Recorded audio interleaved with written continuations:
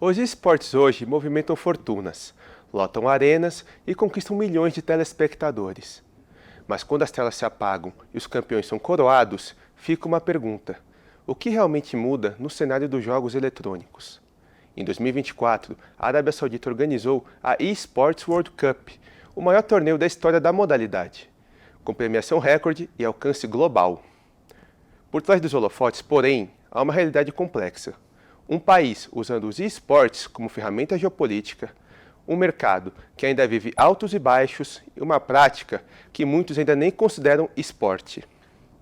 Este foi o ponto de partida do trabalho de conclusão de curso de Renan Parpinelli, nosso entrevistado de hoje.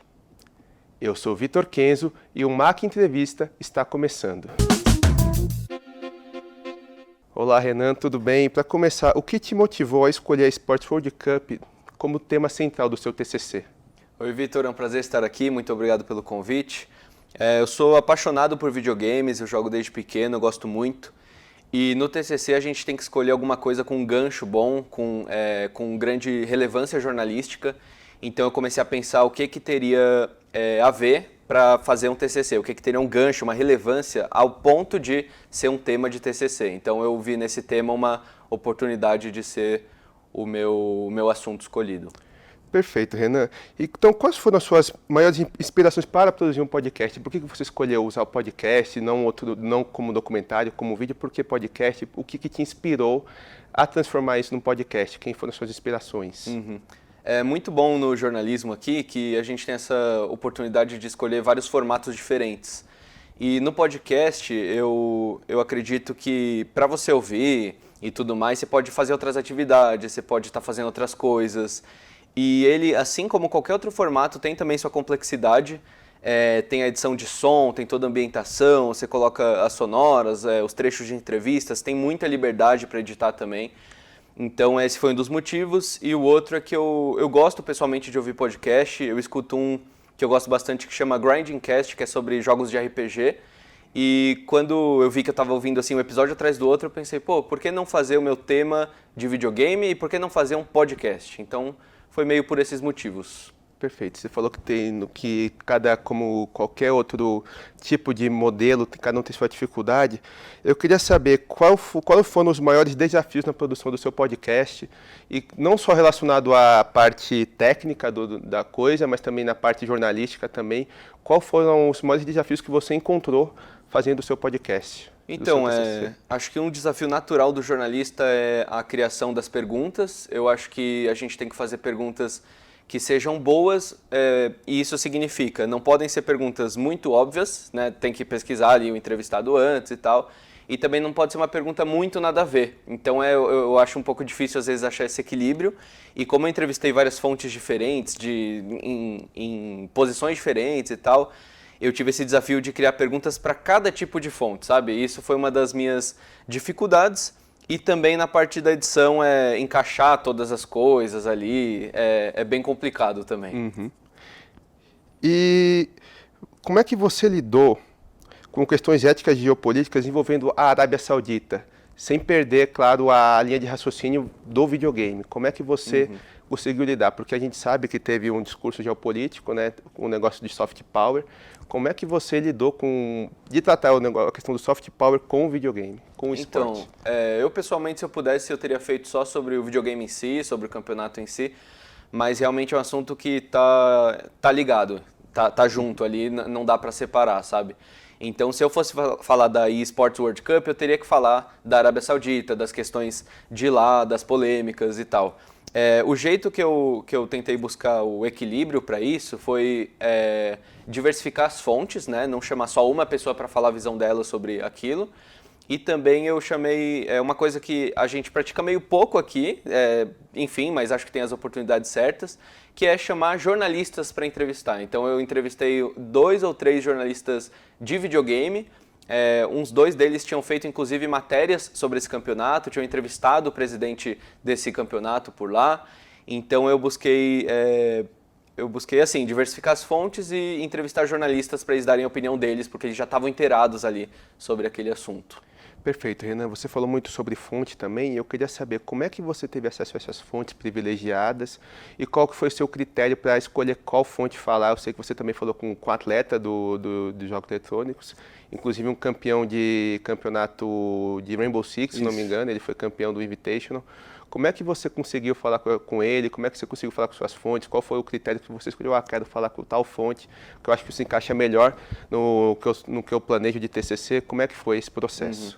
Então, eu busquei diversificar para trazer vários pontos de vista. Então, eu trouxe jornalista para tentar dar essa visão mais jornalística da coisa. Eu trouxe atleta para ser alguém que compete. Eu trouxe também aquelas duas fontes da Team Liquid, né, para mostrar também quem está por trás dos panos ali nos times. Então, eu tentei diversificar assim para mostrar vários pontos de vista. E como eu consegui as fontes? Primeiro, o meu orientador, o Anderson Gurgel, ele tinha vários colegas para indicar, isso me ajudou muito. Então, você acaba falando com alguém ali, e aí essa pessoa te indica outras fontes também, que te indica outras fontes, e assim vai. Então, ele que me indicou os jornalistas. Esse atleta é engraçado porque ele era da minha escola, eu estudei no Sion, que é inclusive aqui, passando a Maria Antônia, você vai reto, tá logo ali na Avenida Higienópolis. Pertinho. E ele era da minha sala, até o 9º ano. Aí ele mudou de escola e aí quando eu vi ele, tipo, era bicampeão de Rainbow Six, assim, mundial. E é isso, eu retomei contato com ele deu uma entrevista tranquilo e tal. E a gente nem era, assim, amigo muito próximo, sabe? A gente era colega, mas ele deu uma entrevista sem nem pensar, foi muito legal. E o pessoal da Team Liquid, eu trabalho com assessoria e alguns colegas meus atendiam a Visa na época, e a Visa tem parceria com a Team Liquid aqui do Brasil. Então, a partir desses meus colegas, eles me indicaram essas fontes, me passaram o número e a gente só marcou a entrevista. Então, eu acho que tudo isso mostra como é importante você ter os laços ao longo da sua vida, fazer networking, porque uma hora ou outra, aquela pessoa ali pode ser muito útil para você e te ajudar muito. Renan, o papo está super bom, mas a gente vai precisar fazer um breve intervalo. O MAC Entrevista volta já.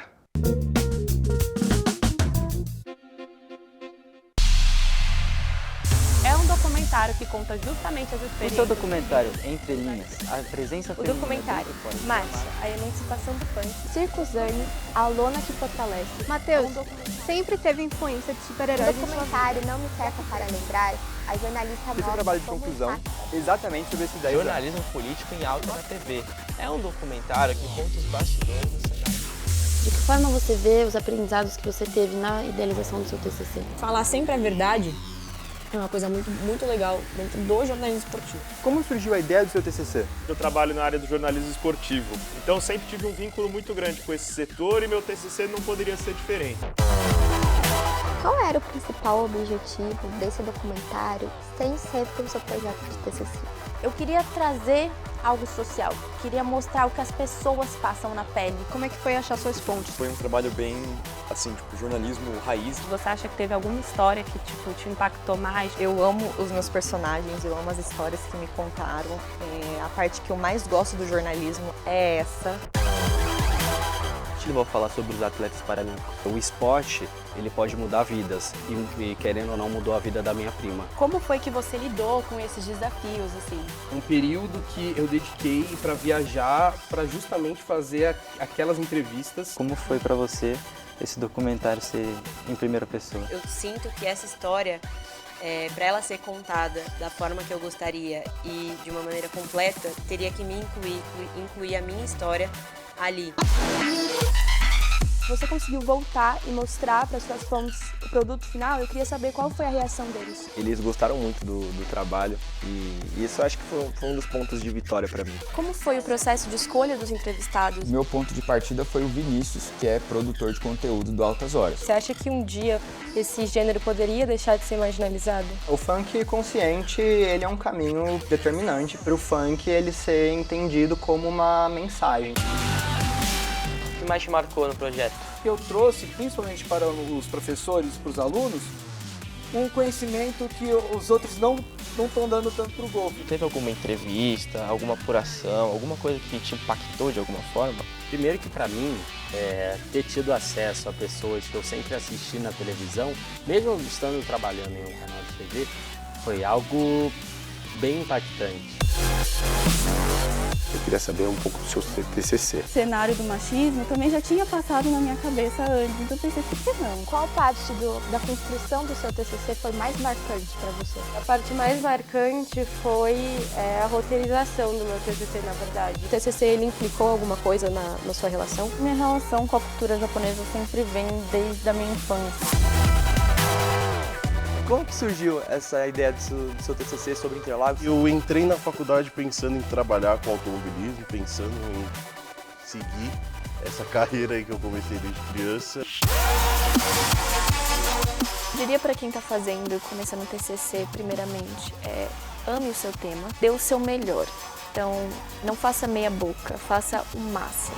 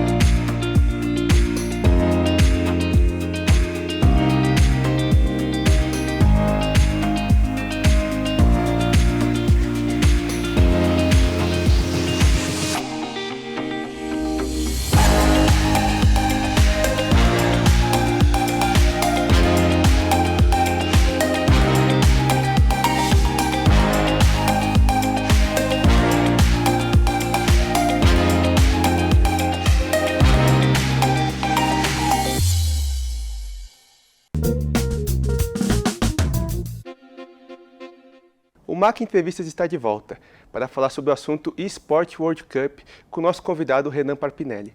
Renan, falando agora um pouco sobre essa Copa do Mundo de esportes, como é que foi a recepção do público, como é que foi o campeonato, teve problema, teve altos, teve baixos, como é que foi um pouco, conta pra gente um pouquinho sobre como foi esse campeonato. Então, na visão dos times, pela minha apuração, eu vi que realmente o pessoal gosta muito, é uma competição ali global, né, envolve vários games diferentes, também acho que isso é legal, então é meio Copa, meio Olimpíadas, é uma competição geral. E mesmo assim eu vi que muitos deles também dão muita importância para os outros campeonatos que tem, né? Então, por exemplo, o CS tem o Major, eles têm a eSport World Cup, mas também tem o Major, então tipo, tem vários campeonatos que eles se preocupam. Mas a recepção no geral foi muito boa e todo mundo assim tá jogando para ganhar, tá muito empolgado ali, tanto que é muito dinheiro, né, envolvido. E em questão dos jornalistas, eu senti muita crítica, eu senti muita crítica em relação a essa questão toda da Arábia Saudita, essa polêmica, e eles batiam muito nessa tecla, assim, eles não falavam só, tipo, que legal, mais um campeonato, não, eles ficavam meio, tem essa questão aqui complexa e tal, mas, enfim, meio isso. Entendido. Então a gente sabe que a gente até usou recentemente, na nossa entrevista um pouco atrás, a palavra soft power. Eu queria que você explicasse um pouco mais o que é esse soft power e por que a Arábia Saudita tem investido tanto nesse tipo de poder mesmo. Por que elas têm feito isso? Tem feito isso não só com o esporte, mas com o futebol também. Por que tem esse investimento com soft power? Então, alguns países buscam ficar mais poderosos por meio da cultura, do entretenimento, né? Então a Arábia Saudita, por ter muito dinheiro, acabou indo um pouco por esse caminho, né? Então, que nem você falou, no futebol tem muito essa questão, comprou jogadores muito caros e muito famosos lá, por mais que o futebol árabe não seja muito famoso em si, né? Então puxa as estrelas para lá para dar um pouco de holofote para eles. E é meio que essa questão mesmo. Segundo a minha apuração, né, o que eu observei nas entrevistas, a Arábia Saudita tem questões complicadas, né, consideram uma ditadura lá e tudo mais, tem questões ainda muito atrasadas, digamos assim. Não sou só eu que estou falando, foram as fontes mesmo. Então eles buscaram isso como um jeito de lavar um pouquinho a imagem deles, sabe? Puxar um pouco de entretenimento ali para eles pagarem um pouco mais de bons moços, sabe? Entendi. Eu queria falar um pouco do seu formato de novo de TCC, que foi um podcast, certo? Então eu queria falar como é que esse formato narrativo que você usou no TCC moldou a sua visão de jornalismo. Agora um pouco mais pessoal para você, como é que foi fazer esse TCC e como é que ele te moldou e mudou sua visão para o jornalismo em si? Então, é interessante isso porque eu ouvia podcasts de videogame, mas não eram podcasts muito jornalísticos, né? Eram mais sobre videogame. Então, acho que fazer um podcast no TCC me permitiu ver mais, experimentar mais, ou melhor, ouvir, né? Esse formato, entender melhor suas nuances, características. E eu escolhi um podcast narrativo, né? Porque tem vários tipos de podcast que você pode escolher. Porque eu acredito que você contar uma história prende muito mais a atenção do que outros formatos. E como tinha toda essa liberdade, eu pensei, por que não fazer narrativo, não contar uma história aqui, né? Então foi por isso, foi essas coisas que eu senti, assim.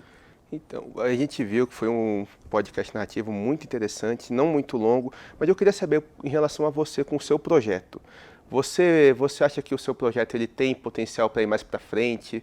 Você acha que depois de um tempo, agora que eu sei que a rotina de trabalho e tal, muda um pouco o nosso tempo, mas você acha que tem como ter uma continuidade a esse projeto, tratando de esportes assim?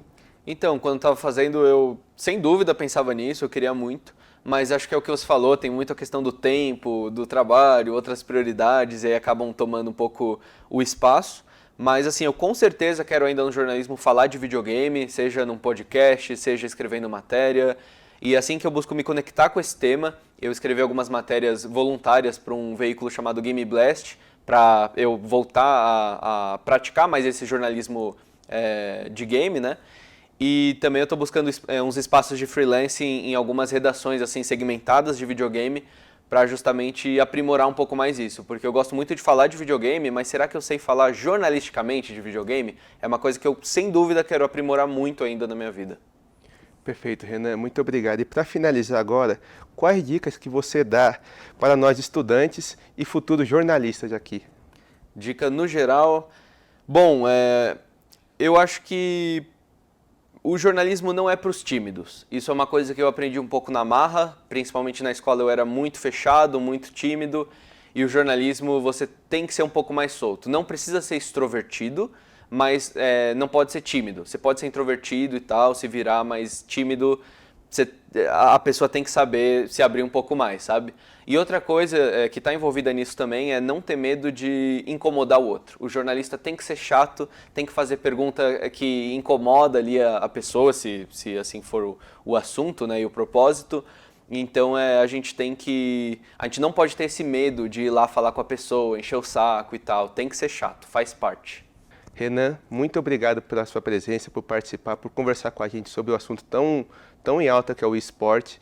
Eu queria também que você desse esse tempinho para se despedir do pessoal e agradecer de novo mais uma vez a sua colaboração. Muito obrigado, Vitor. É um prazer estar aqui e foi muito bom visitar o Mackenzie mais uma vez. Eu já estou com saudade. Bom, este foi mais um Mac Entrevista. Se você quer rever este ou outros episódios do nosso programa, acesse o canal da TV Mackenzie no YouTube. Até o próximo programa.